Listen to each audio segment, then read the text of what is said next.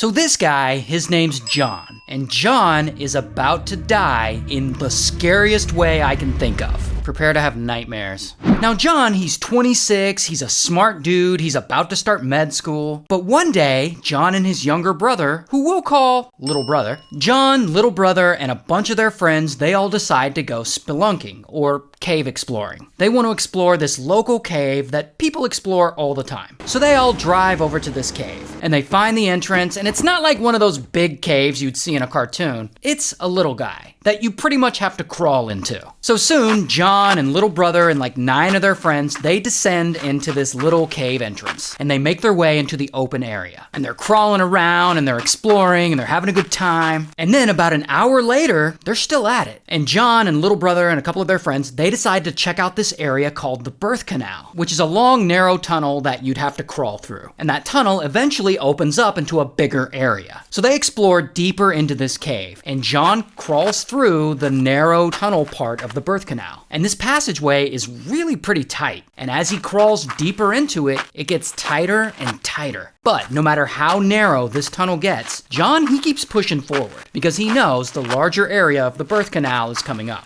But then, like out of nowhere, suddenly the tunnel takes a sharp downturn. And bam, he slides down into an even smaller tunnel. And then kaboom, he's stuck. Because John was never in the birth canal. He actually took a wrong turn and ended up in a dead-end tunnel, and now he can't get out. So John immediately tries not to panic, but his arms are pinned in such a way that he can't use them. And to make it worse, he's upside down. So all the blood is quickly rushing to his head. Here, let me show you a diagram I found of how he was stuck. Like, look at that. Imagine being stuck like that. Like, that is nightmare fuel. So John is scared, and he yells out for help. And little brother, he catches up to him, and he sees John's feet kind of sticking out of the crevice. And he tries with all his force to pull him out. But unfortunately, he can't get any leverage because he's in a narrow tunnel too. So pretty quickly, little brother crawls back out of the cave and he calls 911. And he's like, "Come quick, my brother is stuck upside down in a cave." And 4 hours later, the rescue team starts to arrive. And it took a while because it's late at night and this cave is way out there. Now, the first to arrive on the scene is this woman, Susie. And she's small, but she's an experienced spelunker. So she crawls into the cave and she gets to John pretty quickly. And she's like, "We're gonna get you out of here." So Susie ties a rope around John's ankles and she tries to pull him out. But she immediately realizes there is no way she can do this on her own. So they bring the rope outside to the entrance of the cave, where there's room for multiple people to pull it. So they all grab the rope and they pull,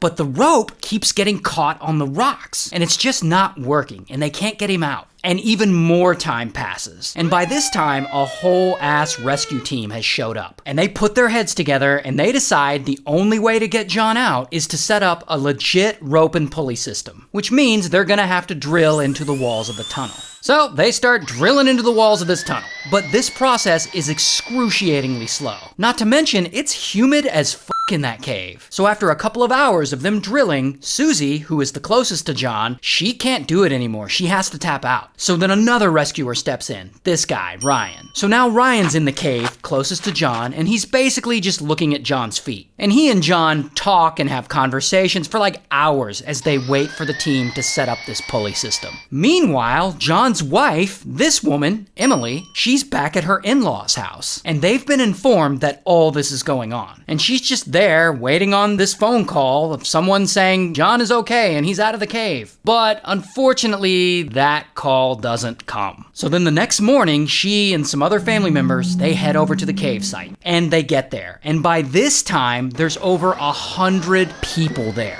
all working to get John out, and they still can't do it. And the rescue workers, they like set up a two-way radio system so that Emily can talk to John. And they talk and they tell each other that they love each other and whatnot. And it's a nice moment. But then even more time passes. And at this point, John has been in there upside down for 19 hours. And the pulley system is finally ready. So Ryan secures the rope around John. And Susie and 7 others on the ground outside, they count down and they start pulling. And they pull and they pull and they pull as hard as they can. And suddenly, John starts to slowly rise out of the dark. And they pull again and again and again. And by the 4th pull, John lifts out of the crevice. He's almost out.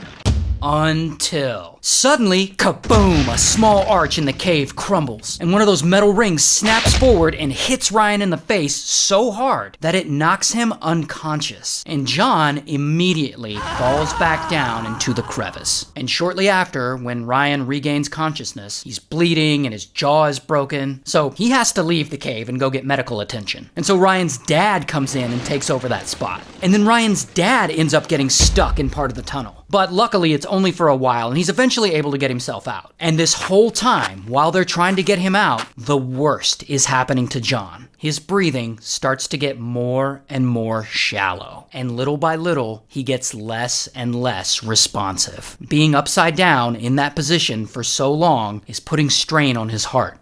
Okay, let me explain to you why this is so dangerous for John. Because I know you're probably thinking, Ray, so what if he's upside down? Was it going to make him dizzy? Is it going to give him a headache? No, it is much worse than that. Your body is designed to function and pump blood right side up. That's what it's always done, its whole life. It is accustomed to dealing with gravity in only one direction. So when you go upside down for a long period of time, gravity causes blood to rush toward your head, which will cause your heart to work harder to pump all that blood against gravity, which is going to greatly increase the stress on your cardiovascular system. The human heart can actually deal with this kind of stress for a long period of time. I mean, hours, I'm sure, but eventually it's going to give out. Not to mention, all of those organs in your lower abdomen are now sitting above your lungs, meaning they can push down and put weight on your lungs, making it much harder for you to breathe. And if this sounds like torture to you, that's because it is. Literally. Many cultures in the past used to hang people upside down as a form of torture. It's called inverted hanging, because a normal hanging generally unalives you instantly, but an inverted hanging is a long, painful way to die. Anyway, the rescue team keeps trying, and they drill even more holes to re-rig the pulley system so they can give it another shot. But that's taken a long time, and everyone's working their ass off to make this happen. But then, just before midnight, John has become completely unresponsive, and they have a paramedic crawl into the cave to check his vitals, and the paramedic determines that, sadly, John has passed away. He had been trapped upside down for over 27 hours until he died of cardiac arrest. And here's what John looked like in real life. And the worst part is, John is so deep in that cave that they can't retrieve his body. So they just have to leave him there permanently. And ultimately, they close that cave to the public forever, and they seal it shut. And eventually, they put a bronze plaque where the entrance of the cave used to be. A plaque that memorializes John, and is a reminder of probably the worst way to die.